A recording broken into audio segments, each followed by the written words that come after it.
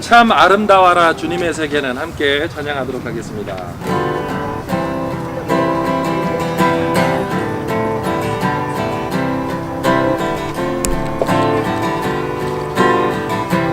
참 아름다워라 참 아름다워라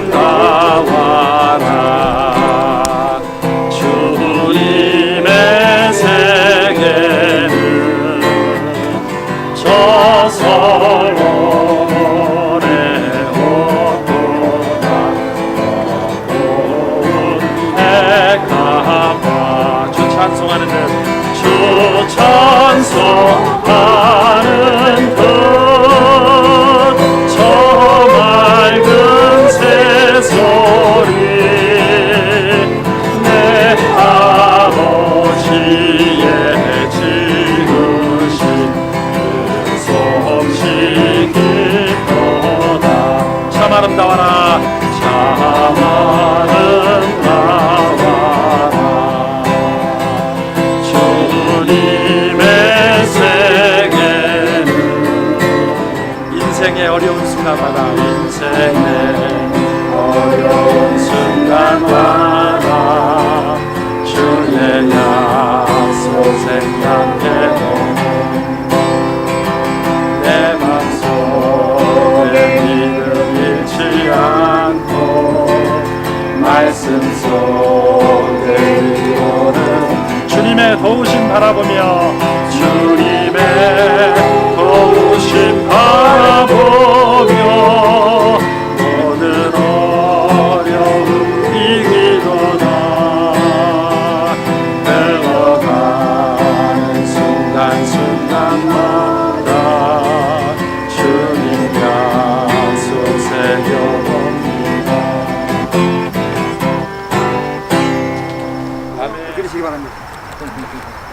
자, 다시 한번 우리 옆에 분들과 인사하도록 하겠습니다. 안녕하세요. 안녕하세요. 반갑습니다. 안녕하세요.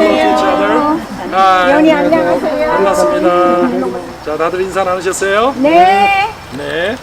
저는 오늘 여러분들과 함께 자연세계 해방이라는 제목으로 함께 말씀을 나누고자 합니다. 이렇게 야외에 나와서 우리가 모임을 갖고 있는데 사람이 인위적으로 만들어 놓은 공원에 가도 우리가 배울 것도 있고 볼 것도 있고 또 감동을 받기도 하지만은 사람들이 사실 정신적인 위안이나 평안 혹은 회복을 원하면 꼭 자연으로 나오고 싶은 그런 갈망을 갖게 됩니다. 그렇지 않습니까? 네. 그래서 산을 찾기도 하고 또 강을 찾기도 하고 바다를 찾기도 합니다.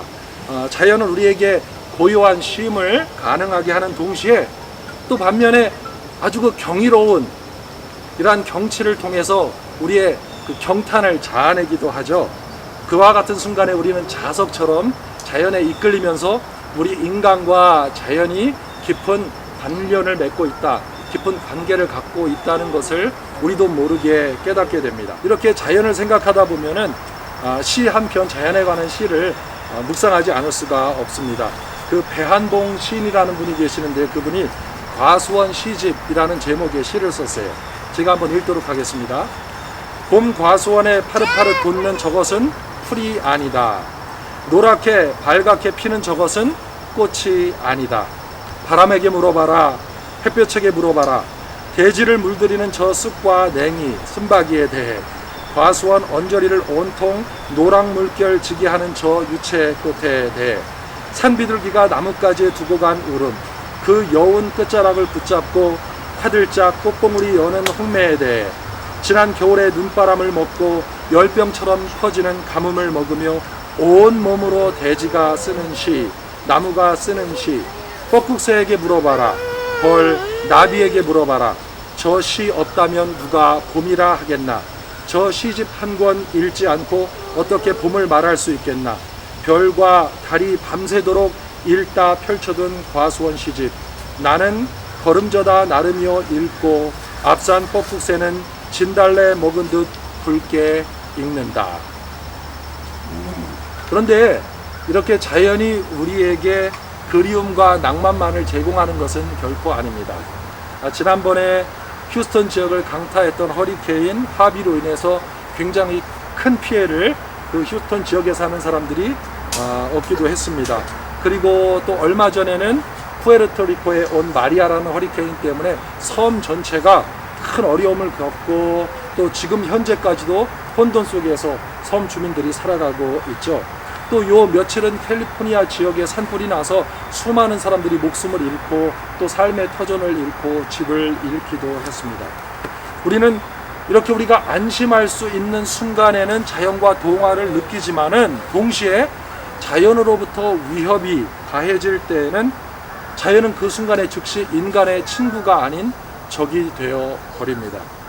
이렇게 자연이 인간에게 위협이 될 수 있는 만큼 인간 또한 자연에게 위협이 될 수 있어요. 그렇지 않습니까? 인간의 욕심과 이기주의, 그 지나친 인간의 갈망으로 인해서 자연은 말할 수 없는 상처를 입기도 했습니다. 인간의 자만심이 결국에는 지나친 개발로 이어지고 또 포획으로 이어져 가지고 그 결과로 인간으로 인해서 자연 환경이 파괴되기도 하고 생태계가 파괴되기도 했죠. 그리고 극도의 경우에는 자연의 어떤 생물들은 멸종이라는 그러한 처참함을 경험하기도 했습니다. 자, 오늘 본문 말씀인 로마서 8장 19절에서 21절에 보면은 우리는 사도 바울을 통해서 자연의 세 가지 신음을 듣게 됩니다. 이 자연의 세 가지 신음 혹은 자연의 세 가지 속삭임에 대해서 오늘 우리가 잠시 묵상을 하는 것을 묵상하는 시간을 갖도록 하겠습니다. 첫 번째로 사도 바울을 통해서 우리가 전달받게 되는 자연의 첫 번째 속삭임은 우리가 지금 이 보고 있는 자연 세계는 간절한 소망을 갖고 있다는 겁니다. 사람만 소망을 갖고 살아가는 것이 아니에요. 이 자연 만물도 소망을 가지고 살아갑니다. 그 소망이 무엇입니까? 19절에 보니까 우리 같이 한번 그 메시지 노트에 있는 본문을 읽어볼까요? 시작. 창조물이 간절히 기대하며 기다리는 많은 하나님의 아들들이 나타나는 것이니라. 하나님의 아들들, 하나님의 자녀들, 구원을 받은 하나님의 자녀들이 예수 그리스도의 형상으로 화하게 되는 그 순간을 온 자연 만물들이 지금 함께 기다리고 있다는 것입니다. 우리 요한 1서에 보면은 3장에서 그 사도 요한을 통해서 동일한 비슷한 말씀을 이렇게 전달하고 있습니다. 사랑하는 자들아, 이제 우리는 하나님의 아들들이니라. 우리가 앞으로 어떻게 될지는 아직 나타나지 아니하였으되 그분께서 나타나시면, 그분은 누구세요? 예수 그리스도께서 다시 오시는 그 때에 우리가 그분과 같게 될 줄을 아노니 이는 우리가 그분을 지금 계시는 그대로 볼 것이기 때문이라. 우리 예수 그리스도는 구원의 첫 열매가 되셔서 이제 이 육체까지도 구원의 육체를 입으셨죠. 그래서 지금 그분은 하늘에 계시지만은 예수 그리스도께서 하나님이 아시는 시간에 우리 교회를 위하여 다시 오실 것입니다. 그 순간에 우리 역시 그분처럼, 예수 그리스도처럼 우리 안에 있는 우리의 새로워진 영뿐만이 아니라 지금 현재 우리의 육체까지도 그분의 형상과 같게 변화되게 될 것이라는 것. 우리는 지금 그거를 기다리며 살아가고 있습니다. 그렇지 않습니까? 그런데 이 믿는 그리스도인들만 그것을 기다리는 것이 아니라 온 자연세계가 그것을 함께 기다리고 있다는 것입니다. 그것이 첫 번째 자연세계의 속삭임을 통해서 우리가 듣게 되는 것이고요. 두 번째 속삭임이 있습니다. 그것은 뭐예요? 현실에 아픔이 있다는 거예요. 20절에 보니까 이 자연세계 역시 어쩔 수 없이 부패와 죽음에 매여 있다는 것입니다. 같이 한번 20절을 읽어보도록 하겠습니다. 시작. 창조물이 헛된 것에 복종하게 된 것은 자진해서 된 것이 아니요 소망 중에 그것을 복종하게 하신 분으로 인한 것이니라. 로마서 8장 22절에 보면은 또 전체 창조물이 지금까지 함께 신음하며, 누구와 함께 신음한다는 것입니까? 우리 사람과 함께 신음한다는 거예요. 고통 중에 산고를 치르는 줄을 우리가 아나니. 왜 자연이 이러한 고통 속에서 신음하게 되었을까요? 처음에 사람이 하나님의 말씀을 떠나고 하나님과의 관계가 끊어지게 되면서 사람은 하나님께서 사람에게 주신 하나님의 모든 영광을 잃게 되었습니다. 그러니까 하나님께서는 이 자연만 그냥 내버려 두실 수가 없는 거예요. 하나님께서 하나님을 대신해서 사람으로 하여금 자연 만물을 다스리고 통치하고 관리하는 사람으로 만드셨는데, 그 사람이 하나님과의 관계가 끊어지고 하나님으로부터의 생명을 받지 못하게 되니까 자연만 그 하나님 최초의 영광을 누리게 하실 수가 없었기 때문에, 하나님은 사람 때문에 자연 역시 부패하게 되고 사망의 세력 아래 놓여 있을 수밖에 없도록 허락을 하셨다는 것입니다.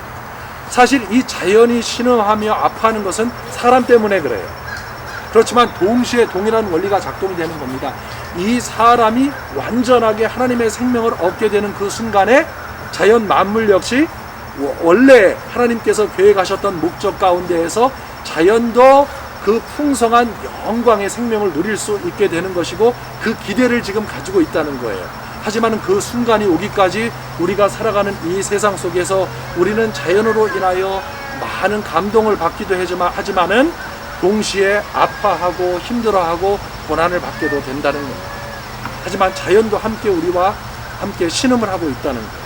이것이 우리가 두 번째 자연을 통해서 듣는 속삭임이고요. 그 다음에 세 번째로 우리가 자연 세계를 보면서 듣게 되는 속삭임이 있습니다. 그것은 뭐예요? 확실한 해방의 소망을 자연 세계는 갖고 있다는 것입니다. 자연 세계는 이 썩음의 속박에서 해방되어서 하나님의 자녀들의 영광스러운 자유에 동참하게 될 날을 어쩌면은 많은 사람들보다도 더 간절하게 소망을 갖고 존재하고 있다는 거예요. 21절 우리 같이 읽도록 하겠습니다. 시작. 자신도 썩음의 속박에서 해방되어 하나님의 자녀들의 영광스러운 자유에 이를 것이기 때문이라. 자연세계는 오히려 그 확실한 믿음을 가지고 있습니다. 하나님의 자녀들이 그 영광의 모습을 입고 예수 그리스도처럼 나타나는 그날, 우리 역시 하나님께서 우리를 위하여 처음에 마련해 주셨던 그 영광 가운데에서 모든 죽음의 세력을 떨쳐버리고 부패의 세력을 떨쳐버리고 영원한 영광의 자유에 이르게 될 것이다 라는 이 소망을 가지고 존재하고 있다라는 것입니다. 고린도전서 15장 51절에서 54절에 보니까요, 보라 내가 너희에게 한 가지 신비를 알리노니 우리가 다 잠자지 아니하고 마지막 나팔 소리가 날 때에 눈 깜짝할 순간에 다 변화되리라. 나팔 소리가 나매 죽은 자들이 썩지 아니할 것으로 일어나고 우리가 변화되리니 이 썩을 것이 반드시 썩지 아니함을 입고 이 죽을 것이 반드시 죽지 아니함을 입으리로다. 그리하여 이 썩을 것이 썩지 아니함을 입고 이 죽을 것이 죽지 아니함을 입을 때에는 기록된 바 사망이 승리 가운데에서 삼켜지리라 하신 말씀이 성취되리라. 아멘. 언젠가 예수 그리스도께서 우리를 위하여 오시는 날, 이 자연세계 모두는 하나님의 자녀들의 영광스러운 자유에 동참하게 될 것입니다. 우리가 이 사실을 기억하면서 우리 삶에 적용할 수 있는 몇 가지의 영적인 원리들이 어떠한 것들이 있을까요? 그 세 가지를 제가 찾아봤는데요. 이 세 가지를 우리가 함께 알아보고 메시지를 마치도록 하겠습니다. 첫 번째로, 믿음의 사람들은 자연을 돌볼 수 있어야 합니다. 잠언서 12장 10절에 보니까요, 의로운 사람은 자기 짐승의 생명을 중히 여기나 사악한 자의 친절한 긍휼은 잔인하니라. 자, 하나님을 알고 하나님에 대한 믿음을 갖고 하나님께서 자연 만물 역시 지으셨다는 확실한 믿음을 갖고 있는 사람들은 자연을 돌볼 줄 알게 됩니다. 여러분, 실제로 이 자연을 누가 돌볼 수 있겠어요? 하나님께서 자연을 만드셨다는 것을 믿는 사람들이 또한 자연을 돌보는 거예요. 그래서 우리가 꽃을 심기도 하고 또 자연을 관리하고 쓰레기를 버리는 것도 함부로 버리지 않고 깨끗하게 정리를 하는 것은 다 이러한 믿음 가운데 있기 때문에 우리가 그렇게 살아가는 것입니다. 두 번째로, 우리가 우리 삶에 적용할 수 있는 내용은, 이 믿음의 사람, 하나님을 믿는 사람은 자연을 통해 묵상할 줄 아는 사람입니다. 우리가 자연의 아름다움을 볼 때는 하나님의 창조 세계의 경이 가운데서 기뻐하고 감격하죠. 그렇지 않습니까? 그래서 이 정말 하나님의 마음을 아는 사람들만 감격할 수 있어요. 두 번째로, 또한 자연의 고통을 볼 때는 우리가 어떠한 것을 느낍니까? 아, 이 자연이 지금 우리와 함께 신음하고 있구나. 동시에 그러나 저 신음도 언젠가는 끝날 것이다. 그리고 저렇게 아파하는 자연 역시 언젠가 우리의 영광 가운데 함께 기뻐하게 될 것이다. 자연은 회복된다 라는 이러한 소망을 또한 우리가 함께 묵상하게 되는 것입니다. 세 번째로요, 믿음의 사람은 자연을 통해서 인생의 원리를 배우게 됩니다. 잠언서 6장 6절에 보니까 너 게으른 자여 개미에게 가서 개미의 길들을 깊이 살펴보고 지혜를 얻으라 라고 말하고 있습니다. 예수님께서도 자연을 통해서 우리에게 영적인 진리를 가르쳐 주셨어요. 들에 핀 뭐를 봐라? 백합화를 보라. 또 공중에 나는 뭐를 보라? 새를 보라. 이렇게 하시면서 자, 공중에 나는 새가 염려와 근심 없이 하나님을 신뢰하는 것처럼 너희들도 그렇게 살아갈 수 있지 않느냐라고 말씀하십니다. 들에 핀 백합화가 아름답고 찬란한 옷을 입는 것처럼 입고 먹는 것을 위해서 너무 근심하지 말아라. 그런 것은 다 두 번째다. 가장 첫 번째는 하나님의 목적에 너희의 삶의 초점을 맞춰라. 그래야면 이 모든 것들은 어떻게 해주시겠다고 그랬어요? 너희에게 더하여 주시리라 라고 약속을 하심으로써 자연을 통해서 우리에게 가르쳐 주셨습니다. 우리가 이러한 자연을 보면서 하나님의 사랑과 은혜를 깨닫게 되죠. 이러한 사랑과 깨달음을 마음속에 감동을 받은 그 조동천 시인은 자연의 미소라는 제목의 이러한 시를 썼어요. 왜 이리 자연의 소리가 그립나. 그래서 자연 속에 파묻히러 간다. 꽃이 미소 짓고 반기는 꽃밭으로 간다. 말이 없는 돌의 진실함을 보러 간다. 자연 속에 우리는 말할 필요가 없다. 자연 앞에 우리는 꾸밀 필요가 없다. 바람의 속삭임을 귀로 들으며 풀에 다정하며 손을 잡는다. 어느 것 하나도 거짓이 없다. 모든 것이 그대로 제자리에 있다. 언제든지 있는 그대로, 언제든지 주어진 그대로, 창조하시고 만드신 그대로, 생긴 내 모습 그대로, 잔잔한 미소 그대로 늘 그 자리에서 말없이 있다. 그분이 뜻하시는 대로 살고 그분의 만드신 자연동산이 너무나도 깨끗한 아름다운 동산. 찾아와 보니 눈물이 난다. 이 아름다움 때문에. 우리가 자연을 보면서 이런 감동을 받는 거예요. 그리스도인의 삶에는 자연과 함께 느끼는 감동이 있습니다. 그런 감동 속에 하나님의 임재를 누리며 살아가는 여러분들 모두에게 오늘 이렇게 함께 우리가 자연 속에서 시간을 보낼 때 하나님의 임재의 감동이 여러분 마음속에 가득 넘치게 되기를 예수님의 이름으로 축복합니다. 아멘.